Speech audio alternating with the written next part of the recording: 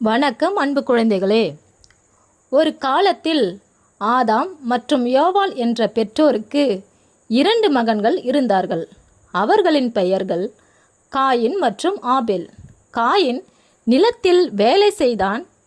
ஆபேல் ஆடுகளை மேய்த்தான். ஒரு நாள் அவர்கள் இருவரும் ஆண்டவருக்கு பரிசு கொண்டு வந்தார்கள். ஆபேல் தனது சிறந்த ஆட்டுக்குட்டியை கொடுத்தான். காயின் சில பயிர்களை மட்டும் கொடுத்தான்.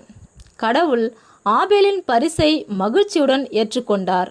ஆனால் காயினின் பரிசை ஏற்றுக்கொள்ளவில்லை. காயின் மிகவும் கோபமடைந்தான். அவன் இருதயத்தில் பொறாமை நிரம்பியது. கடவுள் மெதுவாக அவனிடம் பேசினார். காயினே, நீ நல்லதை செய்தால் நீயும் ஆசீர்வதிக்கப்படுவாய். கோபத்தை கட்டுப்படுத்து என்று கூறினார். ஆனால் காயின் கேட்கவில்லை. ஒரு நாள் அவன் ஆபேலை வயலில் அழைத்துச் சென்றான்.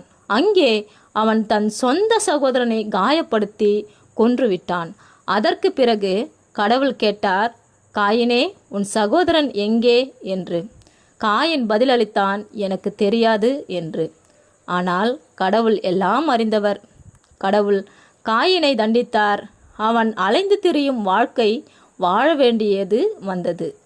ஆனால் கடவுள் கருணை மிகுந்தவர். யாரும் அவனை காயப்படுத்தாதபடி ஒரு அடையாளம் வைத்தார்.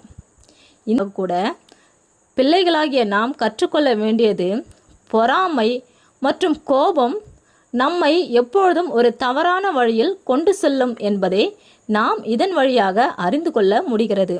ஆகையினால பிள்ளைகளாகிய நாம் பொறாமை மற்றும் கோபத்தை விட்டு நன்மையின் பாதையிலே ஆண்டவருக்கு கீழ்ப்படிந்து நடப்போமா?